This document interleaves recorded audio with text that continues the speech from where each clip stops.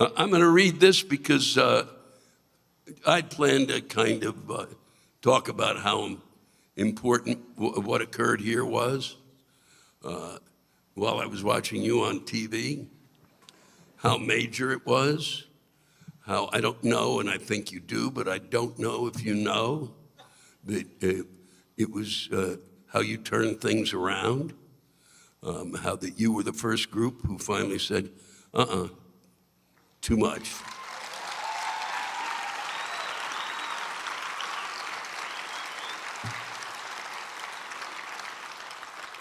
I would have gone on about this, and it's a bit serious, and if I had any brains, I would have read this, and then the one I just talked about, the cooch.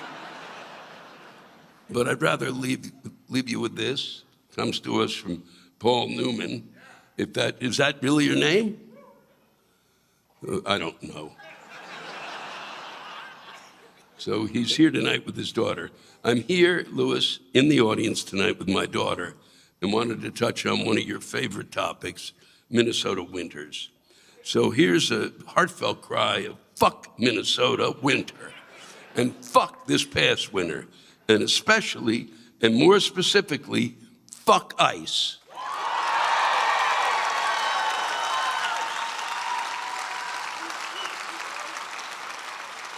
You want to know what Minneapolis gave us this winter? Not snow. No snow would have been a fucking festival. Snow is soft. Snow is friendly. Snow is the Minnesota hug of precipitation. It's the tater tot hot dish of weather.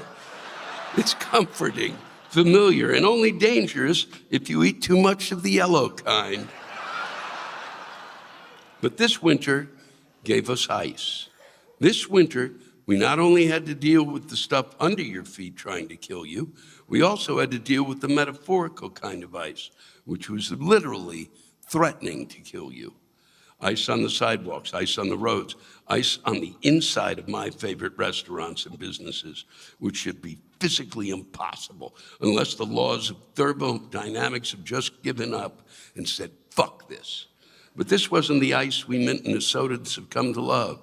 It wasn't the warm, sensible, it's 20 below zero kind, or the kind you find on the hockey rink.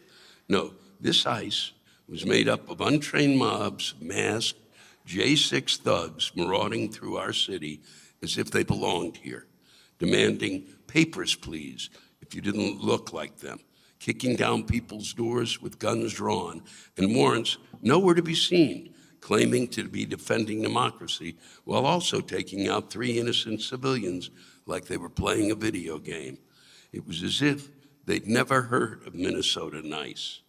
And through all of it, the Constitution, the real one, was illegally detained somewhere in a secret detention center where nobody knew where to find it, where countless of our neighbors were dying with nobody to save them.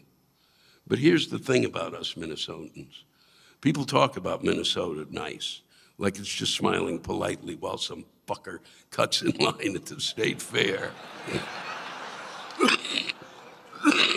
No, Minnesota nice is what you see on the surface. Underneath that, we've got a collective spine made of fucking rebar and passive-aggressive fury.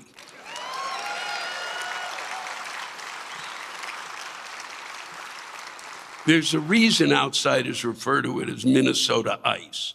Coincidence? Maybe, but maybe not. Because when things get bad, when the ice is trying to break our hips and the government-sanctioned chaos is trying to break our spirit, we don't fall apart. We band together. We shovel each other's sidewalks. We check on our neighbors. We show up with hot dish like it's tactical support. We get organized. We get loud, we get stubborn in that uniquely Minnesotan way. And we don't give a flying fuck if it's 20 below, with or without fur on our nuts. Collectively, we say no, absolutely not on our watch, and we kick ice the fuck out of our city.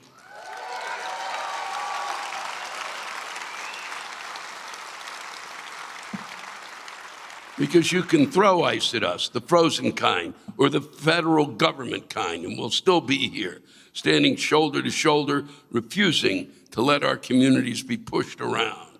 We've survived winters that make other states declare a national fucking emergency. That's true. We've survived mosquitoes the size of small aircraft, and we've survived this too. Minnesota nice isn't weakness. It's a quiet, relentless solidarity.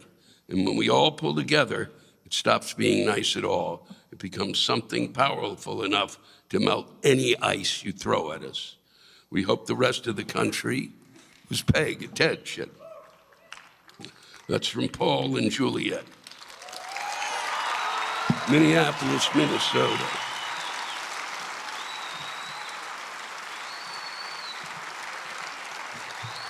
I know that I was paying attention. That's for sure. Thank you. Love you. Good night.